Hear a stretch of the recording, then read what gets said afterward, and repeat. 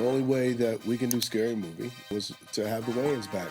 You can never mimic what we have created because it's our life experience. My child was like, I don't want to be called her no more. My new pronouns are he, they. I was like, they? I was like, you know, so what do you mean, they? With Scary Movie, we get to talk about a lot of that without making it heavy. Just with making it light and having some fun. My mother was like, what you doing, baby boy? I said, I'm going to go up to Pac's room and hang out. I said, I never listened to my mother. I was sitting on a rooftop, and I'd never been and I was broken. And I was entertaining the idea of off that roof because I was that broken. Marlon Wayans, bienvenue dans Clique. Thank you. Est-ce que vous voulez apprendre quelques expressions en français avant de commencer l'émission? Est-ce qu'il y a des expressions que vous voulez connaître? Sure. Let's go for it. I know one. Voulez-vous coucher avec moi ce soir, s'il vous plaît? Pas tout de suite. After lunch.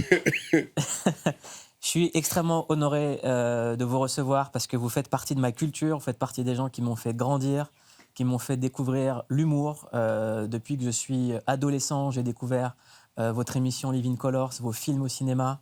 Tout ce que vous avez fait avec vos frères, c'est grandiose. Vous êtes un classic maker, vous êtes un faiseur de classiques. Vous avez réinventé un genre, vous avez amené la couleur à la télévision. Moi, j'ai grandi en France, en banlieue. C'est l'équivalent pour vous des quartiers. Et on avait l'impression que vous parliez la même langue que nous, que notre culture était représentée. Et vous avez fait voyager des valeurs et une façon de faire rire qu'on n'avait jamais vu avant, donner la parole à des gens qu'on n'entendait pas avant. Et fait ça avec brio dans le mainstream. Vous avez traversé le monde entier. Et rien que pour ça, je suis extrêmement fier de vous recevoir. Well, thank you. I never looked at it like that. You know, it's interesting to hear that it was so impactful worldwide, and especially here. I think my brothers and I have always done like humor based on how we grew up. You know, we grew up very poor, inner city projects, and we found funny in the darkest stuff. Black humor and humor from that type of urban environment seems to be different. We're surrounded by death, drugs, early pregnancies, diseases. You know, when you grow up in that neighborhood, there's so much darkness that every day you find something light about the darkest things. And I think me and my family were able to take those characters and take those experiences and project those to the world. But all we were really doing was expressing ourselves the same way hip-hop music expresses itself, but ours were with comedy. Et ce qui est dingue, j'aimerais qu'on regarde un extrait d'un film qui, moi, m'a marqué en disant, mais ils décrivent notre réalité. On a tous ce mec-là dans notre quartier. C'est moi, la première fois que je vous ai découvert au cinéma. On avait une cassette qu'on se passait tous d'un film qui s'appelle Momoni. Et vous avez fait une scène dans Momoni où vous avez littéralement incarné ce qu'on appelle, nous, le fou du bus. Et on avait tous ce fou dans le quartier. J'aimerais qu'on regarde cette scène et qu'on en parle ensemble. You talking about Loc Dog. What you say about my mama? Let's get them out of my spine! I forgot his medicine at home. Mama's gonna kill me. Timmy, stop the egg. No, my God! What is that? He's ruining my stomach. Get him out of here. Let him die in his spit like a dog. What is that? See, look at that. That's the egg. See? What do you want me to do? Fix him a turkey sandwich. He needs lactate. Accident? No, lactate. Fix him a turkey sandwich. Okay. Fix him a turkey. Hurry up. Timmy's crazy. Timmy, not the kids. No. My can. Oh, what are you doing? Can. Okay. My feet. Here. Put some more in there. More. That's not enough lactate. All right. Hey, Timmy wants more lactate. All right, more. Let's do cake. Here's more. Here you go. Let's do cake. Okay. Put some more. Stop it. Beep. What are you? Put some more time. Put some mayo on there. Mayo. Il s'agissait que d'avoir un sandwich gratuit. There's more money. Yeah. The things you do just to eat, you know, in the hood. That was more money, man. That was crazy. That was my first movie. And my brother made me audition. Like, he didn't give it to me. Everybody thinks my brother gave me the part, but he didn't. He wanted somebody else for the part. And Damon said, All right? If you're going to go in, I want you to, don't worry about making the white boys laugh. I want you to make me laugh. Because if I laugh, then they going to laugh too. Because it's really hard to make Damon laugh. Damon's been in comedy so long that when he laughs like this, that's funny. If it's funny, why don't you laugh? So when I went in, I know my brother. I know everything that we write, it's unimportant for us when we cast. We like to allow the cast to become writers and test their comedic instincts by improvising and writing new stuff that we didn't even see. So when I went in to do Mo Money, I had written all these different improvs on the side of my sides. And my best friend from high school was Omar Epps. And Omar had auditioned for it, and he was like, bro, you gonna get this. I said, why? He said, do you see your page? Do you see all these jokes? He said, this movie is yours. And I went in there, and I killed it, and that movie was mine. But once again, that movie was based on something Damon had actually went through in his life. Damon got caught up in a credit card scandal and went to jail, actually, for credit card fraud. So he went and he made the movie Mo Money afterward. When he got released, he worked on his comedy, and the first one of movies he wrote was Mo Money, based on, so you take the worst experience and you make light of it, you know, and even that scene where he's playing a mentally disabled person, that was from our childhood. We had a cousin that was mentally disabled, and that's exactly how he used to act. And instead of us crying about it and making fun, or we just kept it in, and then we was like, what's a funny situation to bring that out? So it's not like you're making fun of somebody, not understanding that this was something that was very close to us. A lot of things that we do is because it's very close to us or very painful, and we just decide to turn the frown upside down and find a smile. Est-ce que c'est pour ça que 33 ans après, votre humour traverse le temps? C'est-à-dire que là, on vient de regarder un film qui date de 1993, ça n'a pas vieilli. Est-ce que c'est parce que l'humour des Wayans et le vôtre, il part toujours d'une vraie souffrance? I think it's because our comedy, even though we send up pop culture, it doesn't just live in pop culture.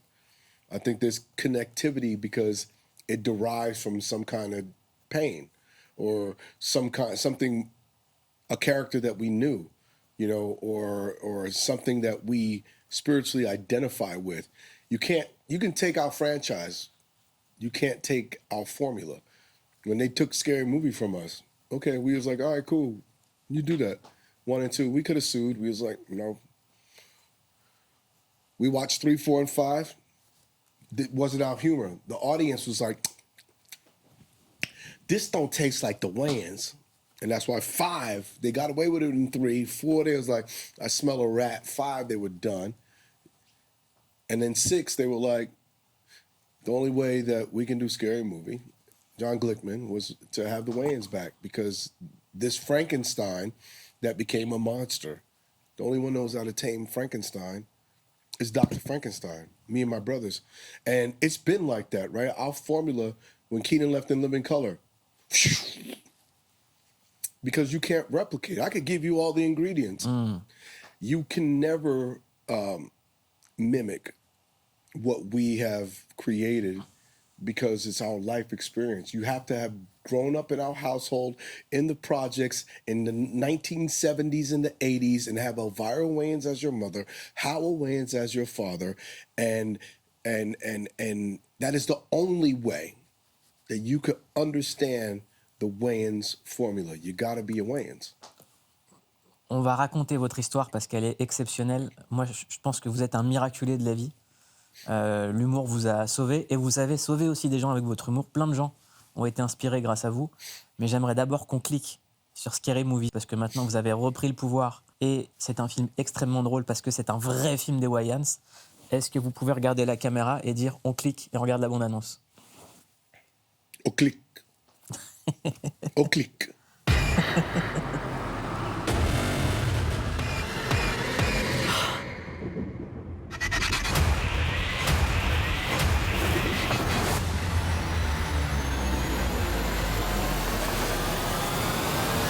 Guess who's back?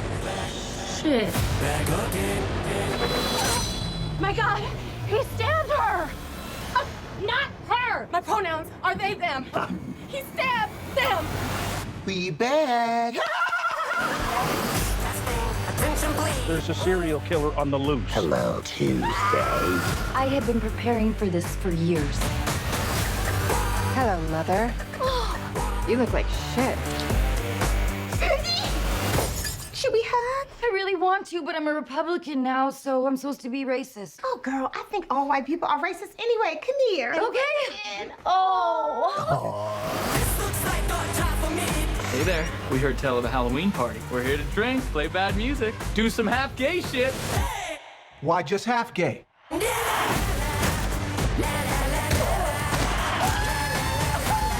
Sink. Stop smiling!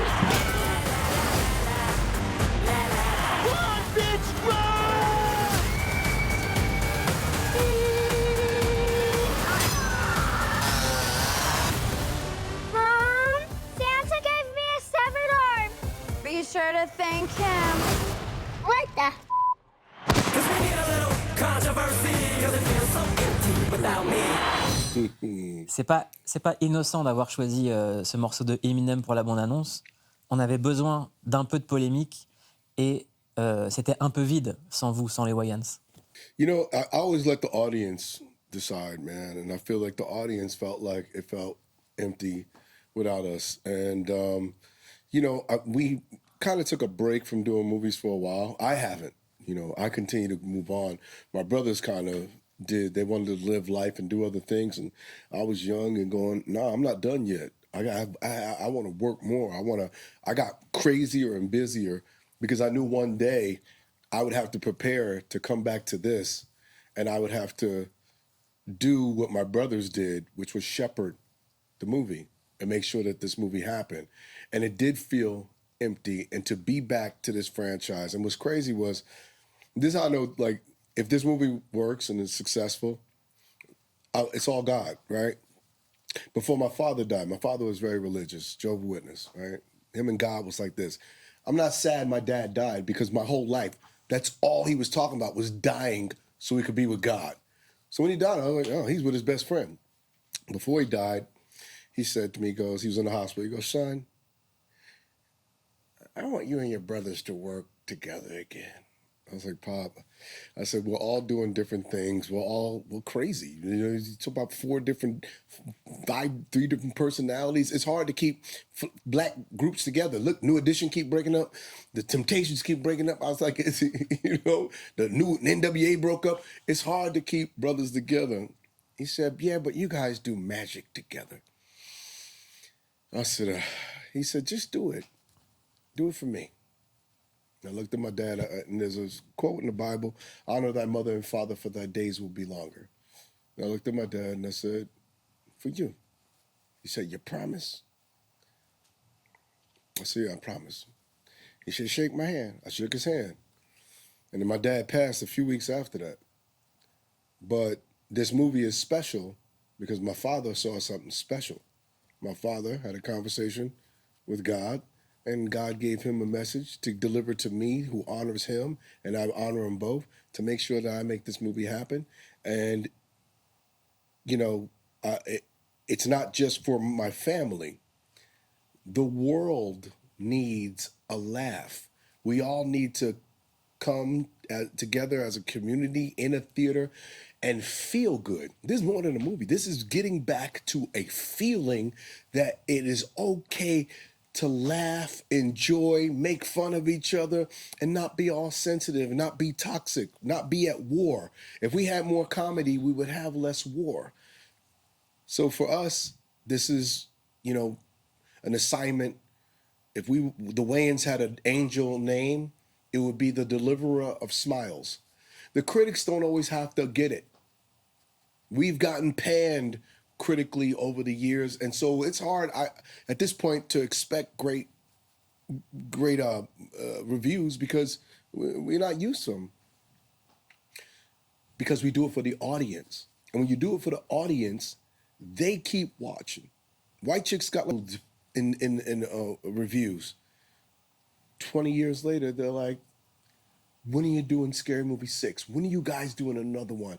Because those movies are classics. Because laughter is something, when you do it right, you always feel good watching that comedy. You always feel good hanging with your family, watching a Wayans Brothers movie, or with your friends, smoking some weed or having some drinks, and that movie comes on and you go, wait, we got to watch this, because there's just laughs. Because we're doing it to make each other laugh, and the fun that you're having watching it is the fun that we have when we make it. And so I feel it's necessary. Like, this movie's important, and it's hard for me to say a movie with fart jokes and, you know, with flatulence and body parts. It's an important movie. Oui, no, but it's important that we connect ourselves to the child, the inner child, and just laugh again. Ça dit énormément de choses sur l'Amérique d'aujourd'hui. Par exemple, il y a des blagues qui paraissent grossières sur les transgenres, par exemple. Vous, c'est une réalité que vous connaissez. Vous parlez toujours de choses que vous connaissez. Yeah, I'm inclusive with my comedy. I have a trans child, right? I have a daughter who's now a son. And that was a process for me. But through that process, I came up with some of the funniest stand-up comedy. I have a beautiful hour that's all about the transition, but not their transition. My transition, going from denial to acceptance, and the 5 stages of grief I went through to get there. And it's a beautiful set. But see, me and my family, when it comes to the LGBTQ, they was always in my community. So whenever we tell jokes about anybody, we're not punching down on you. We're just seeing what's funny about you.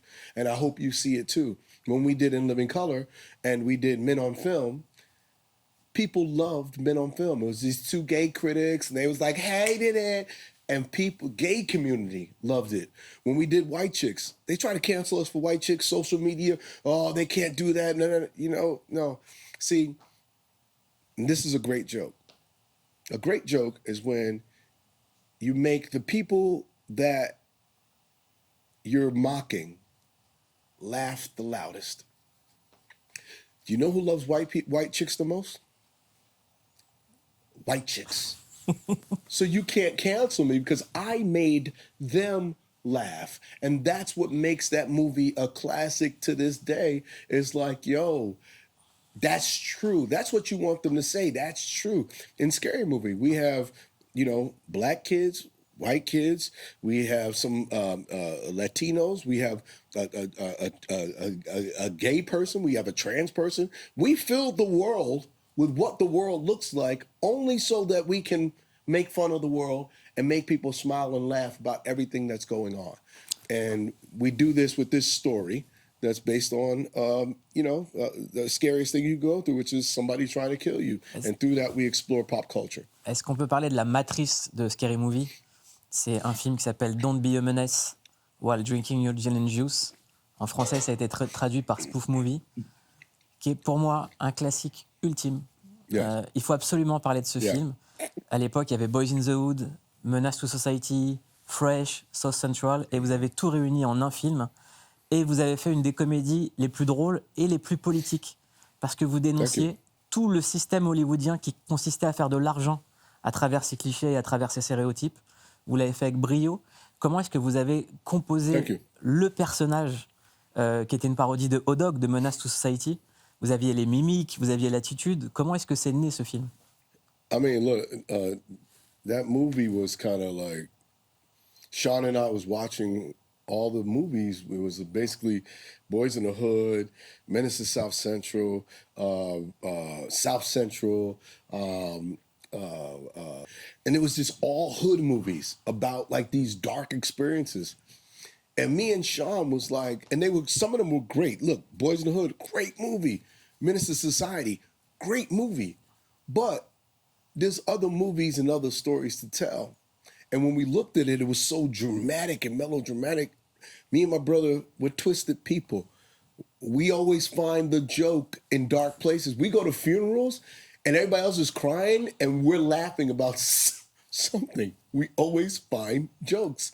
So we watched these movies over and over again, and we collected all these jokes. And, we created this movie, Don't Be a Menace. We showed it to Keenan. We told him what the script was, and he loved it. And he made us do 26 drafts of the movie before we had to even film it. And then the director messed the movie up, and we had to reshoot for 10 days. We had to write a whole new script and film that, which is, I would say 75% of that is what Don't Be a Menace is. And Keenan fixed it. But it came from our experience growing up in the hood and these characters that we created based on the characters that was in these movies. This character, Loke Dog, is basically Lorenz Tate. He's Lorenz Tate meets Snoop Dogg. He's like the craziest gangster from the hood that you could ever think of. And we just took that Lorenz Tate character and was like, yo, let's amp it up a notch. Let's take him to a next level. And then when I started doing them physically and I started adding some of that little Snoop Dogg, and he just has an attitude, and you could put Loke Dogg anywhere. Him at the job interview is hilarious. He's just going to get a job. And he's 6. Hell yeah, he's not educated. You know what I mean? Well, position desired, doggy style. If you create a great character, you can put that character anywhere, and that character, the humor will find that character. On regarde. Clique. Loke Dog was gonna teach me to survive in the hood, even if it killed me.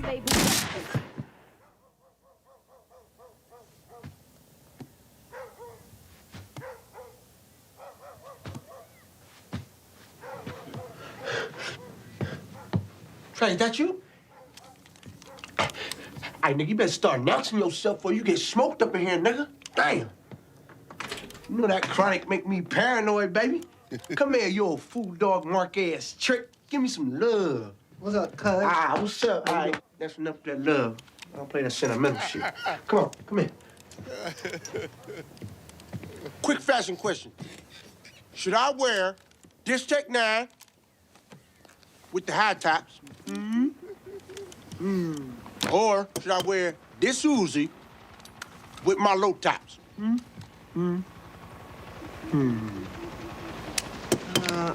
I'll just wear these then.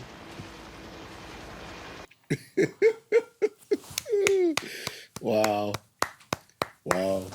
That's crazy. Vous savez, moi, ce film, il a mis I du temps. haven't seen that movie in so long. Il est incroyable. Ce film, moi, je l'ai découvert parce que j'étais fan de rap et il y avait la pub pour la bande originale dans le magazine The Source. Et il y avait le thème de ce film qui revenait tout le temps, qui était un classique de Digital Underground et Loonies. J'aimerais qu'on écoute le thème. C'était un morceau incroyable. Yeah. Je voudrais juste qu'on parle de Shock J juste après. Yeah.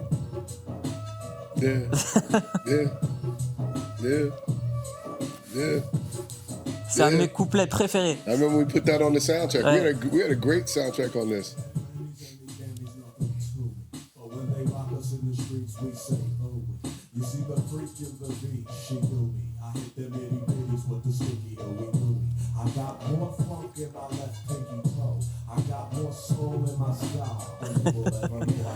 Et j'aimerais qu'on rende hommage à Shock J et qu'on l'écoute. C'était le fondateur de Digital Underground qui a amené aussi beaucoup l'humour dans le rap avec son personnage de Humpty Hump. C'est-à-dire que c'était un rappeur Shock was a friend. C'était incroyable. Et j'aimerais qu'on l'écoute parler justement de rap parce que c'était la personne qui avait le mieux décrypté Tupac et Biggie.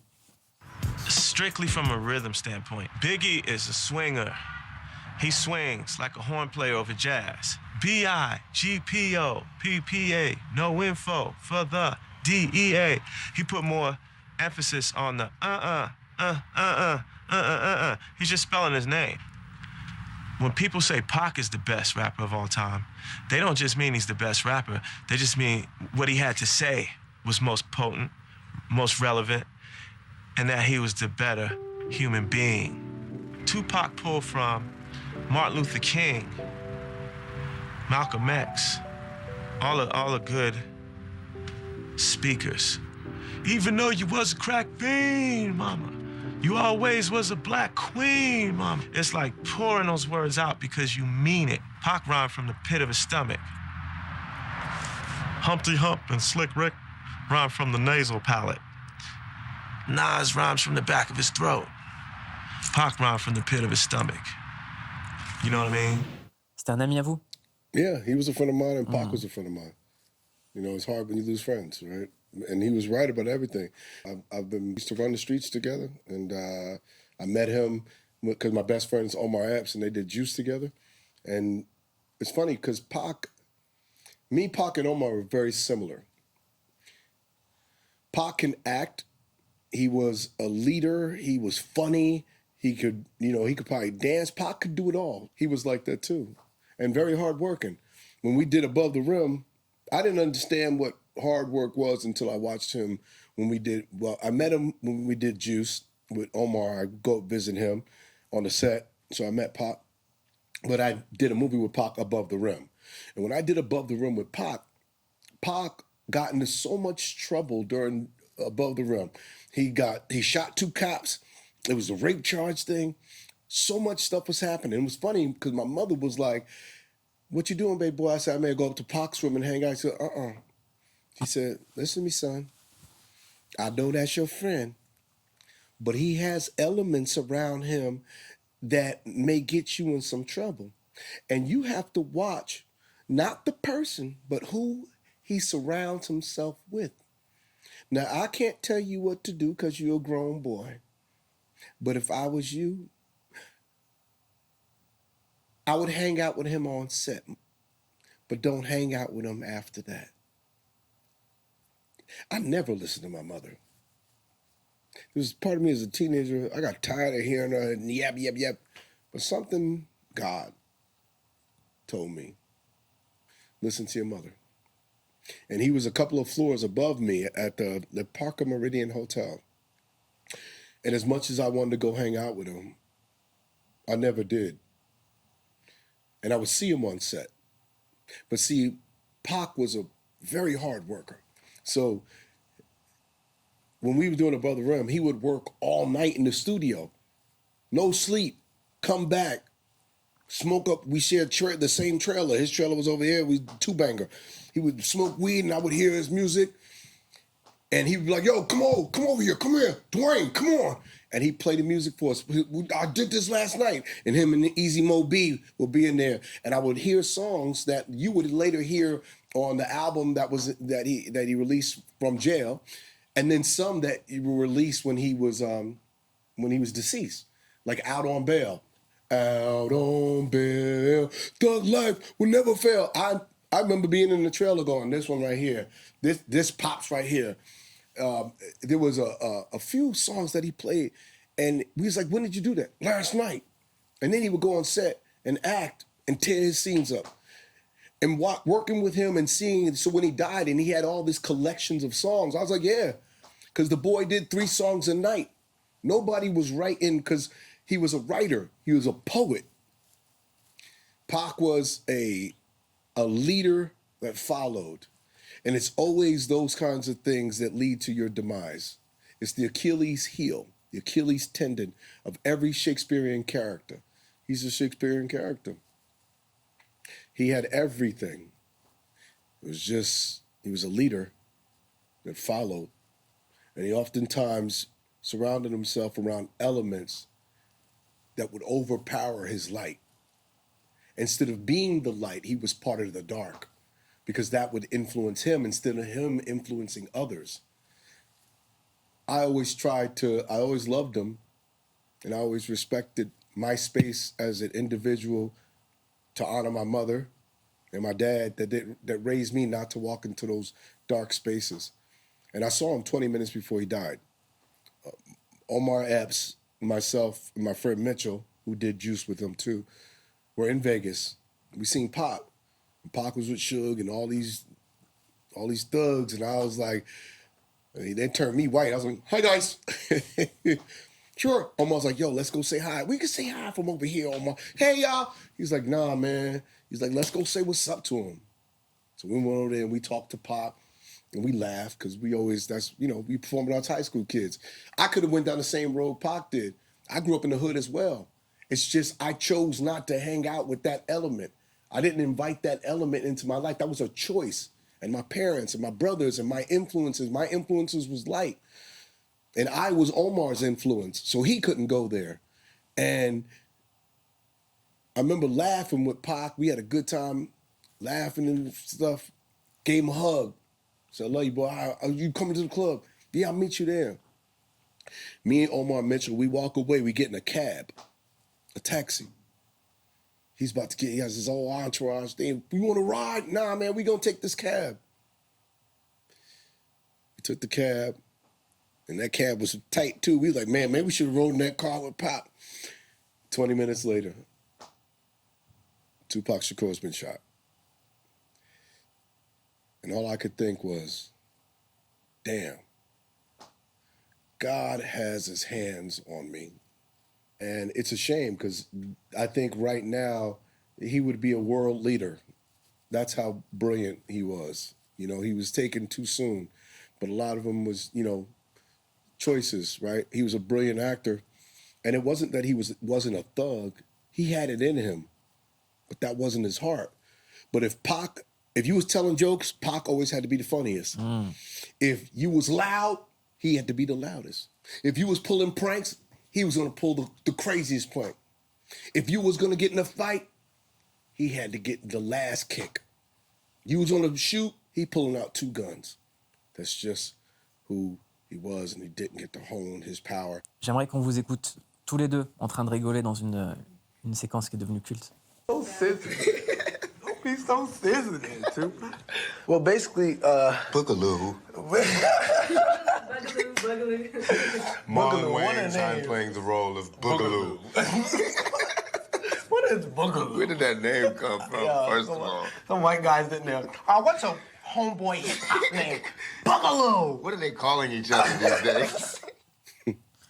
Ça ressemblait à quoi les blagues de Tupac? Parce qu'on dit pas assez qu'il était drôle. Tupac was funny. We got along. He was funny.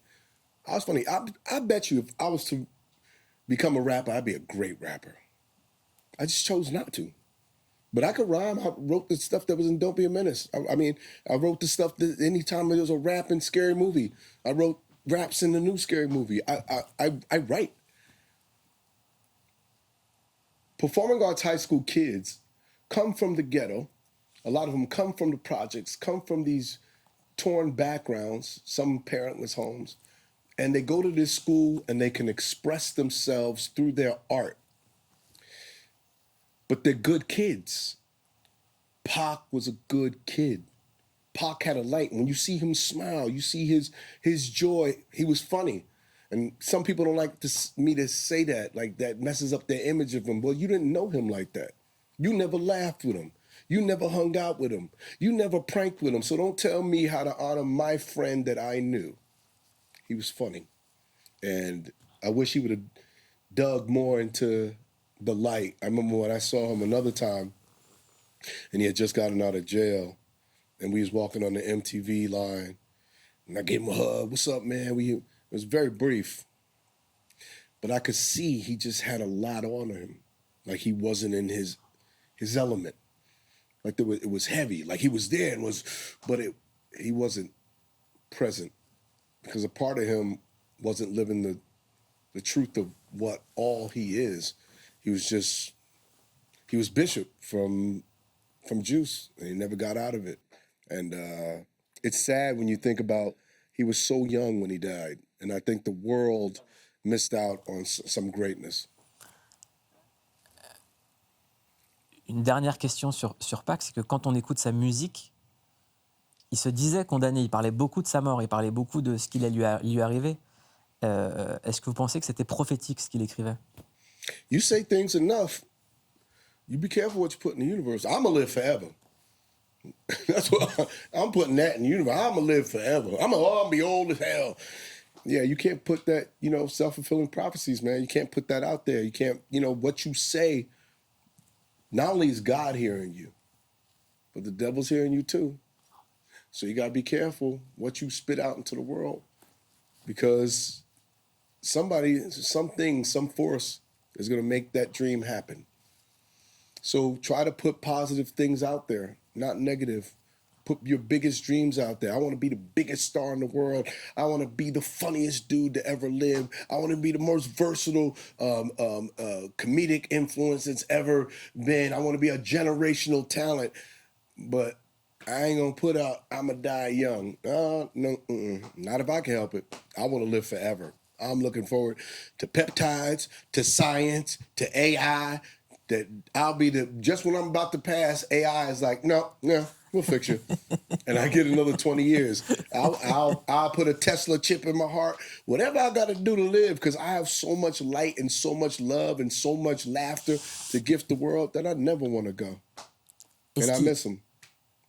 Vous avez grandi dans les logements sociaux à New York. Vous dites que très tôt, votre premier boulot, c'est de ramasser les bouteilles, les canettes vers 7-8 ans. Vous étiez le dernier de la famille, donc un peu le souffre-douleur. Après, vous avez commencé à travailler vers 11 ans. Vous êtes devenu adulte très très tôt.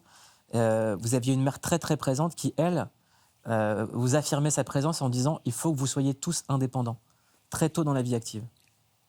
My mother and my father. My father, they applauded our independence, but they were big on not letting people take advantage of us, right? So I was collecting bottles and cans when I was 7 and 8 years old, Sean and I, because you get $5 refunds. So they'll give me 5 cents. For every can you give, they give you 5 cents. And we was like, you can make money?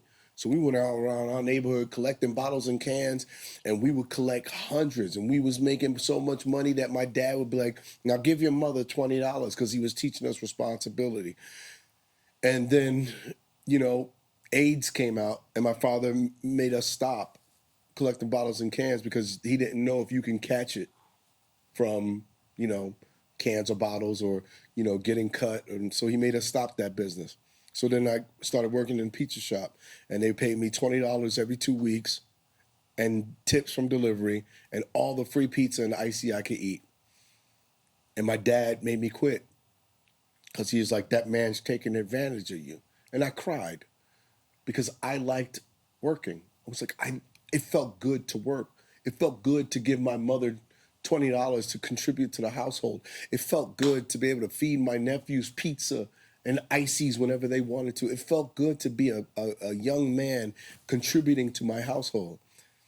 And to this day, I work my ass off because for me, it feels good to contribute to my family. It feels good for me to be a responsible man and an example to my nephews and my nieces and my kids. It feels good to be a man. And I was always a man, even as the baby, I was always a man. L'humour dans votre famille, c'est très tôt. Vous riez tous sur des choses dures, même des fois vous inventez des choses pour esquiver le réel. Votre sœur, elle avait inventé un plat, ça s'appelait le moule à mush. C'était quoi le moule à mush? Moule à mush, my sister Nadia, because we didn't have lunch much, you know, in the house. So my sister would take flour, water, salt, and pepper, mix it together like a pancake, and then she would fry it in lard. And we called it moula mush. And we put some salt and some pepper on it, a little hot sauce to dip it in, and that's what we would eat for lunch. You know, I love how poverty makes you creative. Poverty turns poor kids into MacGyver. You will find a way to eat. We didn't have a can opener in our house, so sometimes we'd have to stab the can, stab the can, stab the can, stab the can, until it got to a point where we could punch it in. You know, it made us resourceful. I wouldn't take back not one thing that ever happened to me in my life. I don't want to grow up rich. I want to grow up exactly the way I grew up. I have no complaints. God is great. God is beautiful. He writes your story. And without struggle, what does success mean? What is success? What is it? Like, and for me, just staying out of the projects is successful to me. Being able to feed my family is successful to me. You know, being able to still appreciate my family and laugh with my family, keeping my family healthy. That's working together. You know, that's successful. And a lot of people look at their situations and they look back and, you know, sometimes they're embarrassed or they look back and they have all these terrible feelings and memories. I don't. I had a wonderful childhood with a mother that did the best that she could with whatever she had, with a daddy that stayed with my household and showed us God and showed us what it was to be a man, and my brothers to show me how to do business and how to take this funny that we had and turn it into an art and make the world laugh. And I'm blessed. Vous avez perdu votre mère en 2019 et votre père en 2023. Suite à ça, vous avez fait une dépression. Vous en avez parlé très librement. Vous êtes un des acteurs qui a été en pointe sur les sujets de santé mentale et de dépression. Vous avez parlé de l'alcool. Vous êtes tombé dans l'alcool. Comment vous en êtes sorti? Stand-up. Comedy. Comedy saved my life because I was going through so much, losing my mother. Losing my mother broke me into a million pieces. I've never experienced pain that deep in my life. It changed my it's like somebody put my heart in a garbage disposal. And then my dad passed. And I slowly started putting myself together again. It's funny, my dad and my mom's death had two completely different effects on me. My mother's death broke me. My father's death allowed me to put myself back together with God's glue. So it's a better heart than it once was, because now it's God that keeps that heart together. And it's an understanding that my parents have never left. My daddy's here, my mama's there, God, and they're all lifting me. Right now, we're about to have our greatest success because I know, because I feel the wind of God. I feel the wind of my parents. Sometimes when your people leave you physically, it's because they did all that they can do for you here in the physical. And when they go on the other side, if you listen closely, they're still helping you and lifting you. I know my mama's up there talking to God right now, talking his ear off. Now, God, you know, they got that scary movie coming out. Hal told them to do it. They did it. They worked together. They some good boys. God, can you make that happen for them? I feel it. I feel it. And and it's funny, as a comedian, right? I said, when my mother died, I was doing stand-up and working my way through it. And there was a lot of times on stage, I would break down crying. I would literally have to cry in the audience.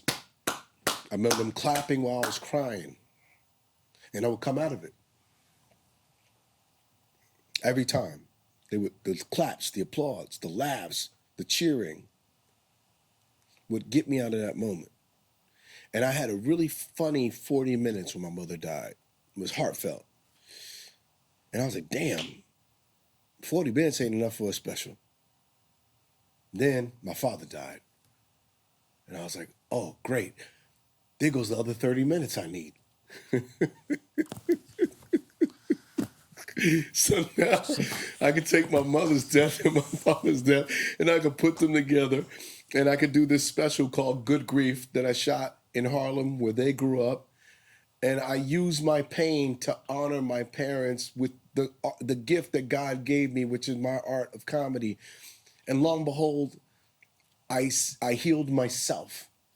Now, as all this is happening, 60-something people I knew died. There was so many deaths. It was 60 COVID, and, you know, so many people died in the last 5 years. You know, I just went through a lot, right? And then my daughter, went through a transition to become my son. And all this is happening at the same time. And it just hit me like I was sitting on a rooftop and I'd never been suicidal and I was broken. And I was entertaining the idea of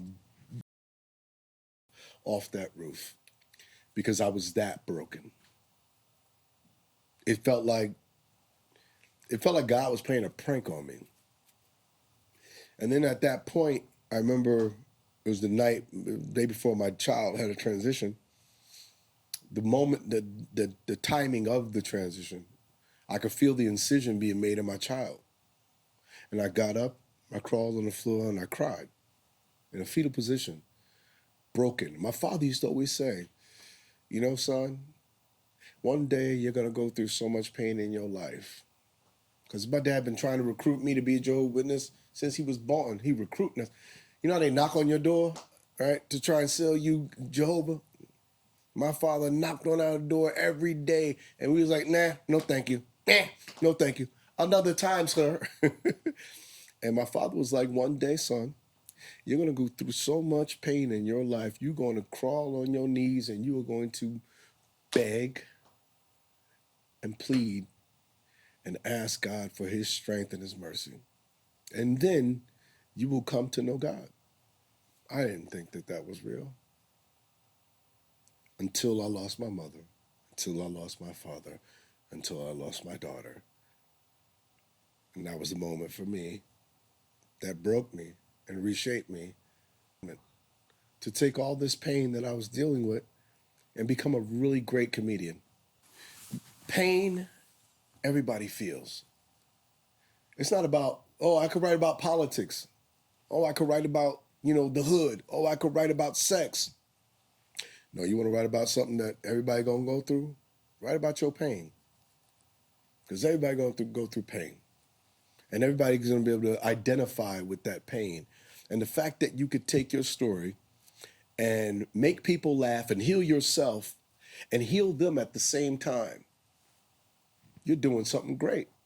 So I feel great because I got trans parents coming up to me and they give me a big hug and they're just crying and feel broken. They feel like me, you know, and people whose parents died and they feel like me in that form of grief that I was. And they see my set and they're like, I needed that. And I'm like, yeah, you did need that. And you also need to go have some conversations with God, but everything will be all right. If I can go through this and I can find my smile, so can you. And so that's what I want people to, you know, that's my gift to people, is take our worst circumstances and let's find some comedy in it. Vous avez dit que Scary Movie, c'était un film qui allait faire du bien parce que les gens ont besoin de se réunir ensemble parmi les temps troublés qu'on est en train de traverser dans le monde, notamment aux États-Unis. De quel mal est-ce que le rire peut soigner, selon vous, le mal que traverse l'humanité? C'est quoi les choses qui vous inquiètent le plus, que le rire peut apaiser? I just think that it's the same troubles that's been around since the beginning of time. Like, at what point do we stop looking at each other? You know, when is racism ever going away? Right? When is politics not going to be toxic? When are we going to stop having wars about whose God is better? When are we going to stop fighting and having, you know, these toxic situations and everything that we go through in life? When are fathers going to stop leaving their children? When are we going to accept the gay community and allow people to just be themselves? When are we going to stop, you know, this mass deportations that we have going on in the U.S.? When are we going to stop, when are Democrats and Republicans going to stop fighting and come together and have a commonality that really is to help the people of our country? It's everything that's been around since the beginning of time. And with Scary Movie, we hit on all of that. You can see some of it in the trailer. You know, it's like I can infuse some of what I went through in my life. That they, them joke came from my life. Because my child was like, I don't want to be called her no more. My new pronouns are he, they. I was like, they? I was like, bitch, there's two of you? You know what I mean? What do you mean, they? And, but I put that in because I was like, oh, that's relevant for this generation. You know? And I think with Scary Movie, we get to talk about a lot of that without making it heavy. Just with making it light and having some fun. And that's why it's fun to go, what's funny about a horror movie? People getting killed, there's blood, slashers, this and that. Y'all see a horror movie, I see a huge comedy franchise. Y'all see life, I see laughs. And that's just the Wayans formula. On va devoir se dire au revoir. Mais avant, est-ce que je peux vous faire découvrir un film qui a été un scary movie avant Scary Movie en France? Parce qu'on a eu un film qui parodiait les films d'horreur avant, qui s'appelle La Cité de la Peur. C'est l'histoire, c'est une parodie d'un film d'horreur où il y a un serial killer communiste et ils doivent s'en débarrasser. Ça s'appelle Red is Dead, La Cité de la Peur.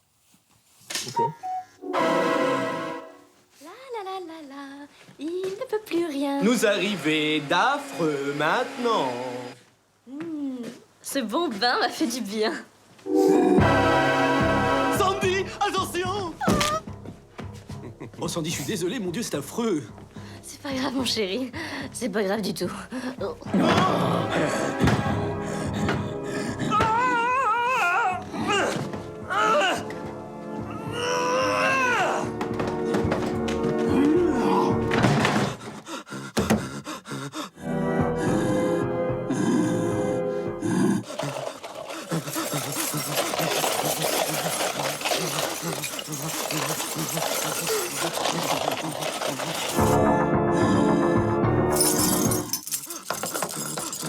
Zut!